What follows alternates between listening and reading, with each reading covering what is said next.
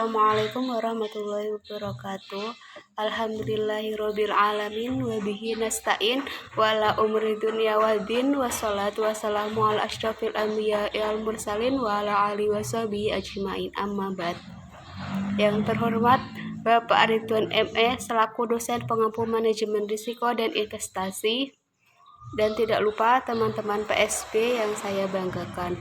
Langsung saja, saya dari kelompok 3 yang beranggotakan saya sendiri Yulia Nurul Fitriani, dan kedua Intan Aulia Kusuma Mawardani, yang ketiga Siti Istiqomah, dan yang keempat Ulil Albab, akan membacakan makalah kami yang berjudulkan Manfaat dan Risiko Investasi. Yang pertama itu pengertian dari risiko investasi. Merupakan tindak tercapainya tujuan yang ujungnya adalah kerugian yang dapat timbul karena sifat dari investasi yang berdimensi jangka panjang. Manfaat return investasi sendiri itu dalam Islam adalah Islam mengajarkan kepada umatnya untuk mencari penghidupan sebanyak mungkin demi kesejahteraan hidupnya di dunia dan akhirat. Selanjutnya yaitu risiko investasi dalam perspektif Islam. Dalam konsep syariah, sesungguhnya return ditentukan Allah Subhanahu wa Ta'ala, sedangkan manusia hanya mampu berikhtiar dan berdoa serta bersyukur kepada Allah Subhanahu wa Ta'ala. Ikhtiar dapat dilakukan dengan cara melakukan perhitungan return dari saham yang telah diinvestasikan dalam mengelola resiko. Yang selanjutnya akan dilanjutkan oleh rekan saya Intan Aulia Kusuma Mawardani. Kepadanya saya persilakan. Baik, saya akan melanjutkan materi yang kedua, yaitu mengenai jenis-jenis resiko dan manfaat investasi syariah. Yang pertama, jenis resiko investasi syariah. Jenisnya ada 3, yaitu yang pertama, resiko kehilangan modal. Resiko kehilangan modal adalah resiko yang mungkin terjadi pada seluruh kegiatan investasi. Resiko kehilangan modal ini bukan hanya berarti kehilangan suatu nilai nominal, melainkan juga kehilangan nilai real dari investasi yang disebabkan oleh adanya perubahan nilai uang. Artinya, nilai uang pada masa sekarang itu akan berbeda dengan nilai uang pada masa yang akan datang.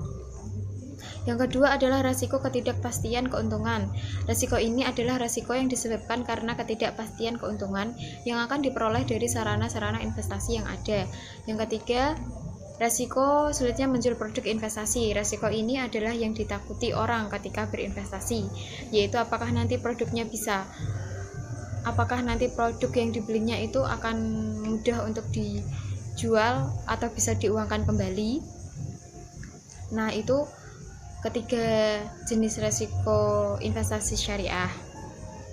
Kemudian mengenai manfaat investasi syariah. Manfaat investasi syariah ada 3 juga. Yang pertama, manfaat bagi investor, yaitu investor akan mendapatkan bagi hasil dari saham yang telah diinvestasikan, saham yang ditanam sesuai dengan akad yang telah disetujui dan sesuai dengan prinsip syariah. Yang kedua adalah manfaat bagi rekanan investor, yaitu akan mendapatkan tambahan modal sehingga memiliki kemampuan untuk meneruskan dan mengembangkan usahanya. Yang ketiga, manfaat bagi masyarakat, yaitu adalah adanya penambahan lapangan kerja yang dapat disedot dari adanya sebuah investasi. Manfaat investasi itu dapat dilihat dari 2 aspek. Yang pertama dari aspek ekonomi dan yang kedua dari aspek sosial. Dari aspek ekonomi itu akan mendapatkan keuntungan atau return, kemudian pertumbuhan ekonomi berjalan dengan baik, kemudian adanya kompetisi yang sehat dan menciptakan lapangan pekerjaan yang luas. Sedangkan dari aspek sosial adalah adanya interaksi positif antara investor dan pengelola modal, kemudian membiasakan masyarakat untuk tidak bersikap konsumtif, membiasakan masyarakat untuk memiliki pola pikir dan sikap perencanaan yang matang untuk jangka waktu yang panjang. Kemudian membiasakan diri untuk mendapatkan sesuatu yang lebih baik untuk masa yang akan datang. Kemudian materi selanjutnya adalah cara mengelola tingkat resiko investasi. Ada 4 cara, yaitu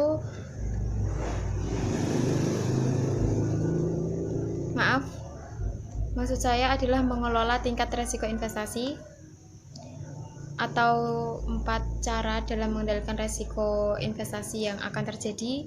Yang pertama ada memperkecil resiko, Yang kedua ada mengalihkan resiko, yang ketiga mengontrol resiko, dan yang keempat adalah pendanaan resiko. Materi yang selanjutnya akan disampaikan oleh Mbak Istiqomah ya. Kepadanya kami persilahkan.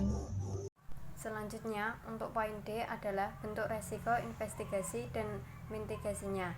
Yang pertama yaitu akad mudharabah. Mudharabah adalah akad kerjasama antara bank sebagai investor dan debitur sebagai pengelola dana. Debitur akan bertanggung jawab mengelola dana milik dan dalam bentuk usaha yang dihalalkan oleh syariah. Dalam akad ini, keuntungan dibagi berdasarkan nisab yang disepakati dan kerugian yang terjadi. Selanjutnya adalah musyarakah. Musyarakah adalah akad kerjasama antara bank dengan debitur di mana masing-masing pihak menggabungkan modalnya untuk usaha tertentu yang dikelola bersama. Kerjasama tersebut bisa dilakukan antara bank Islam dengan individu atau Islam manapun atau non-Islam, maupun investigasi termasuk lembaga keuangan konvensional. Terus selanjutnya, pembiayaan kewajiban bagi hasil kepada LKS melekat pada kinerja usaha debitur, di mana bila omset usaha meningkat maka bagi hasil kepada LKS juga meningkat. Begitupun sebaliknya. Faktor-faktor resiko, investigasi, dan mitigasinya pada akad mudharabah. Resiko yang muncul yang pertama adalah bank salah dalam menilai kemampuan debitur dalam mengelola usaha yang dibiayai. Mitigasi resikonya membuat definisi khusus deviasi data dan informasi, membuat definisi khusus yang menangani pembinaan debitur dalam manajerial, motivasi, dan spiritual, membuat standarisasi formulir kebutuhan data dan informasi yang harus diisi debitur. Terus selanjutnya, debitur melakukan moral hazard.